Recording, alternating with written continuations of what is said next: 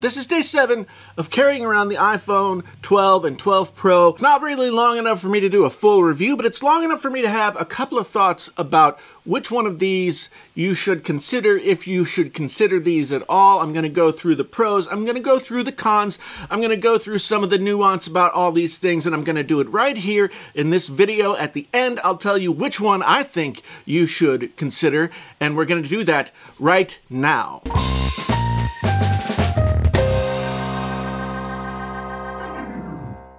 Hey there, friends on YouTube. My name is Jason, sometimes known as the JTL. This is Painfully Honest Tech. So honest it hurts. Thank you so much for stopping by again. If you've been here before, I really appreciate it. I hope you've got your bell notification ringing, dinging. And if you've not been here before, then please come back again. Hit that subscribe button. Hit that like button. You know, all those things. And, you know, lots more iPhone and other tech coverage. If you want tech coverage that is not, you know, wishy-washy and all that kind of stuff, then Painfully Honest Tech, this is your spot. Anyway, let's get into this iPhone 12 Pro discussion. You know how it is. iPhone day comes, you get all excited, you're all kind of like, oh my goodness, a new iPhone. And then after a few days, the new car smell wears off, the dopamine hit is gone, and you start to really think, like, did I need this thing? What is this thing really? What's this thing all about? And so that's about where I am right now with my experience with both of these iPhones. Don't get me wrong. I mean, I love the iPhone. I'm an Apple sheep, and I always got to get the new iPhone. It's just the way that it's always been. It's the way that it seems like it will always be. However, once that high kind of wears off and you find yourself with your new phone, you realize that no matter how fancy, new, whatever it is, it's still, well, it's still an iPhone. And that's good, but, you know, I find myself in that position of just really thinking about what is it that I have here. When you're talking about $799 for the iPhone 12 to start and $999 for the iPhone 12 Pro to start, I mean, it's worth considering. What complicates this year's choice is that these two phones are pretty much exactly the same size. They have pretty much the same screen technology. They're both OLED. For the first time, the iPhone 12 is OLED as opposed to LCD like the iPhone XR and 11 were. And while this one does get a little brighter overall, they're both pretty much the same in terms of screen technology. They have the same screen size, pretty much the same battery size. I'm not sure that you could say the battery life between them is equal, but it would be very, very close between the two of them. They have this fancy new design, new old design, I guess you would say, where it's all squared off on the sides. You've got kind of gross looking, but very shiny stainless steel on the sides of the iPhone 12 Pro. Sorry, oh man, yuck. And then you've got this brushed aluminum, or aluminium as they say in the Britain. And so they're very good looking phones. And I do like this design. This is kind of my favorite design of the iPhone of all time. I wasn't a big fan of the 6 design. The iPhone 10 design was a little bit better for me, but yeah, I mean, this is better. But still, it's an iPhone. Both of these also have MagSafe technology, which is like, you know, Apple has this new magnetized charging block that you can put on the back of these, and there are accessories like wallets and cases and that kind of thing that you can use. It's a very new technology. I have a feeling it's going to be what takes us into the portless iPhone future. Some aspects of the cameras are brand new. There are differences between the cameras. We'll talk about that in a second. They both have what Apple's calling a ceramic shield on top of the screen. That's supposed to make the screen more resistant to breaks, but I'm finding, and others are finding as well, that it also makes the screen more prone to scratches. Physics-wise, something that is harder to break has to be softer in some ways, and then things that are not as easy to scratch have to be somewhat more fragile. Yeah, I have scratches on both of these. They're not big scratches, they're just little scratches. You put a screen protector on them, not a big deal. And of course, Apple and everybody else has been selling ever since these things were announced is 5G. 5G is not necessarily a mature technology quite yet, although I was impressed that 5G, when I turned on my iPhone, 5G in my area was available, which it never has been before, and I've heard from other people that some kind of 5G is available, but you should not buy a phone for 5G right now. It's nice that it has it. It's great if you can get it, but it's not really something that you have to have at this moment in order to, you know, have longevity on your phone or anything like that. It is not a must-have feature. In terms of differences, we've got different color palettes and styles. We've got blue, green, black, white, red for the 12, and then we've got this gold, sort of sandy color, and graphite, silver, and what they call Pacific blue. So blue is, of some kind, is the new color for the iPhones this year.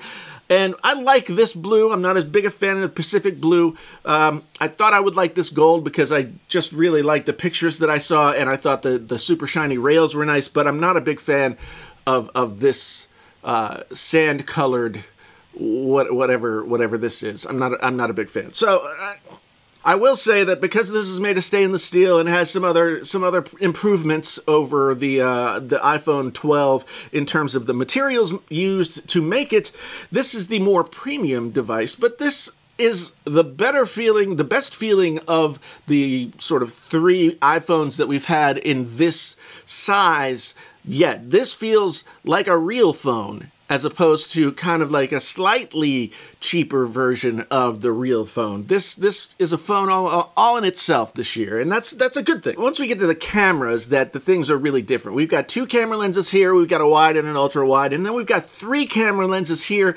That adds a telephoto lens, plus there's a LiDAR sensor that helps map spaces and that kind of thing, gives you better depth. This phone, the iPhone 12, will shoot 4K 30 frames per second Dolby Vision HDR video, which is crazy.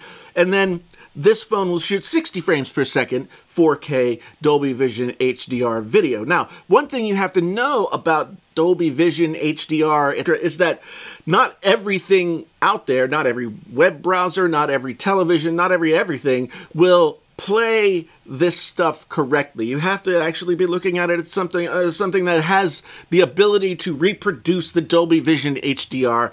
And so there's some people out there finding that Dolby Vision HDR is not quite ready for prime time when it comes to all of the browsers for the internet, etc., etc. So just be warned. But it is an incredible feat for these phones to be able to do that. iPhones have always been above and beyond every other manufacturer out there for video, and this year it seems like they're going above and beyond with video. When I do my full review, I'm going to put these cameras through their paces, compare them to other cameras like, say, the Note 20 Ultra that I have here. Let me know if you want to see a dedicated camera video down in the description below, or if you just want to see it in the regular review, which will be coming sometime next week. So again, if you're not subscribed, and you want to see that, then red button. Suffice it to say that the iPhone 12 Pro has better camera.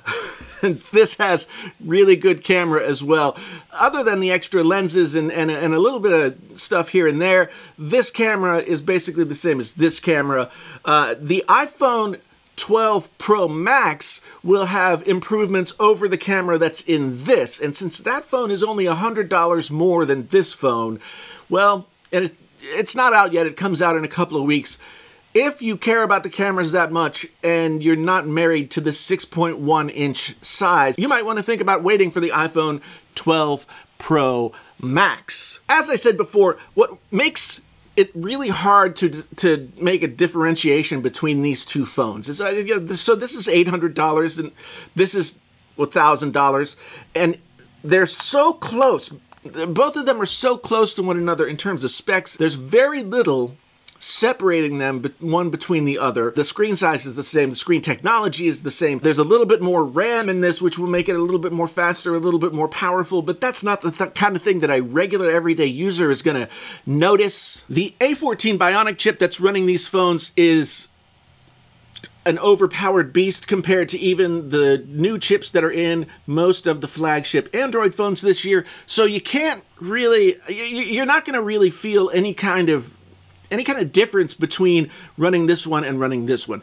Honestly, iOS 14, the new version of iOS, is what is really the story this year, over and above whatever cosmetic kind of changes and slight improvements have been made with these iPhones. iPhones from the iPhone 6S all the way up to this current model will run iOS 14. So don't think that you have to buy the new phone in order to get the new operating system either. If you have an iPhone 11 or an iPhone 11 Pro or Pro Max, it's hard to say go get these, unless like the new design is just, you're in love with it. If this wasn't my job, I probably would go out and get the Pro Max because I love this design, and you know, that would be enough for me. Conclusion time.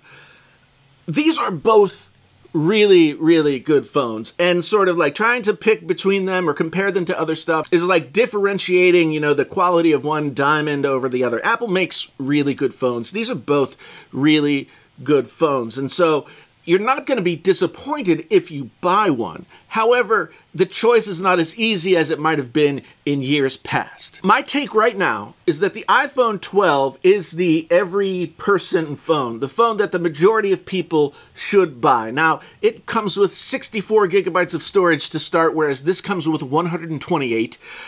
But for the majority of people, I think 64 is something that you can get by with. 128 is obviously better. It's a little bit more comfortable, but this is the phone that I think the majority of people will want and enjoy, and paying the extra $200 for the Pro model that's the same size, etc., doesn't make a ton of sense for the average person. Now, if you are a more power user, professional user, and I think there is more of a professional argument for the Pro phones this year, if that's you, then I would go for the Pro Max over this, just because of the additional camera features that the Pro Max is going to have over this. If you don't like bigger phones, there's nothing wrong with this phone. However, I just don't think it's as good a value as the Pro Max. Of course, the Pro Max, when it comes out, I'll be getting that phone, I'll be checking it out, and the truth will be known at that point. But what do you think? Have you bought? Will you buy? Are you thinking of buying an iPhone 12 or 12 Pro or Pro Max or 12 mini? Or the iPhone 11 still a very good phone, and $599 instead of $699 for this guy. So there are options. That's the thing. Back in the old days, Apple had an iPhone, and that was it. And you bought the iPhone. Then they had a bigger iPhone, and you bought the bigger iPhone. And now they've got the iPhone Pro, Pro Max, regular iPhone, iPhone mini, iPhone SE.